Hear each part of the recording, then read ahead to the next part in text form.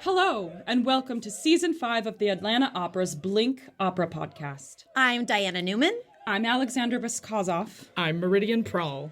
And we're the three ladies. We're excited to host this episode on one of Mozart's most enchanting works, the Magic Flute. Buckle up, because this story is wild, wonderful, and maybe a little weird in the best possible way.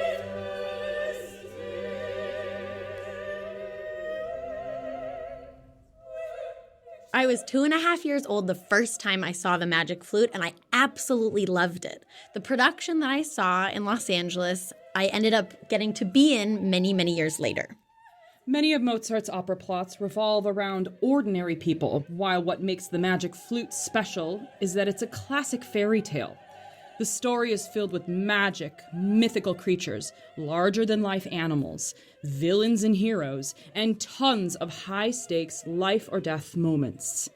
This show is just as enjoyable and rewarding to perform in as it is for audiences to experience. This is actually my husband's favorite show because it features some great themes like good versus evil, heroic deeds, mysticism, and is packed with physical comedy. And he really loves the music. You can't go wrong with Mozart. Now let's dive into the plot. Should we do that again? Yeah, sorry. Now let's dive into the plot.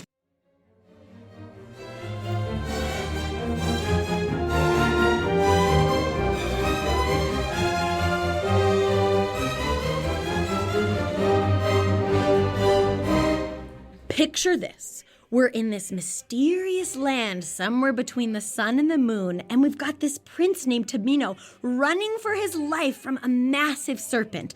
Just when things are looking pretty dire, boom, the three ladies, yes, that's us, swoop in and save him. These aren't just any ladies. They work for someone called the Queen of the Night. Now, enter our comic relief and everyone's favorite bird catcher, Papageno. This guy's a real piece of work. He actually tries to take credit for killing the serpent. The ladies are having none of it, though, and they shut him down pretty quickly. Then, the ladies show Tamino a portrait of this absolutely gorgeous princess named Pamina, and the prince falls head over heels instantly. I mean, we're talking serious love at first sight here, folks.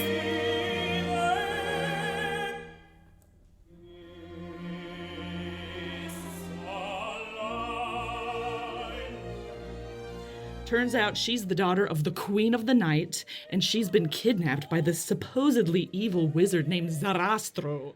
The queen shows up in this massive, thunderous entrance, talk about dramatic, and convinces Tamino to go rescue her daughter, promising him Pamina's hand in marriage if he succeeds. To help him out, the ladies give him a magic flute. She said it. And hand Papageno some enchanted bells. They also send along 3 spirits as sort of a magical GPS.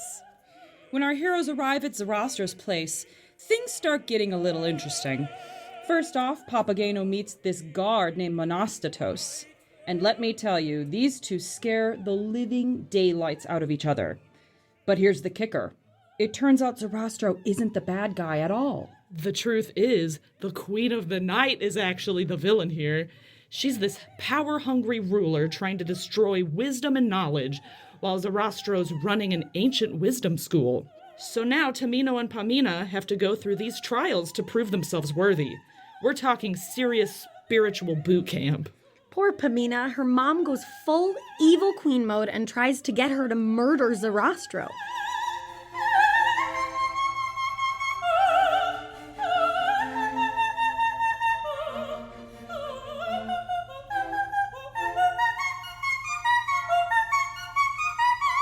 Meanwhile, Tamino has taken a vow of silence, which leads to this heartbreaking moment where Pamina thinks he doesn't love her anymore.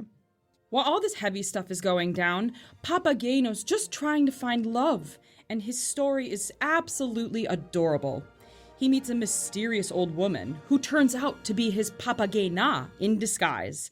And their love story is just the rom-com twist we all needed. The finale is epic. We're talking fire, water, trials of courage, the Queen of the Night trying to destroy the temple, the whole 9 yards. But good triumphs over evil, wisdom wins over darkness, and love conquers all. Tamino and Pamina get together, Papageno and Papagena start planning their bird-catching family, and everyone lives happily ever after. And there you have it, folks. Mozart's The Magic Flute in a nutshell. It's got everything: love, adventure, wisdom, magic, bird people, and some of the most incredible music ever written.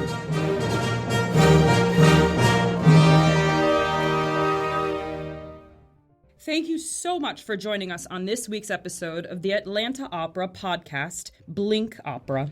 If you enjoyed learning about the Magic Flute, please rate and review this podcast on Apple Podcasts. It's a great way for more people like you to find out about our content. And don't forget to follow the Atlanta Opera podcast for more great episodes.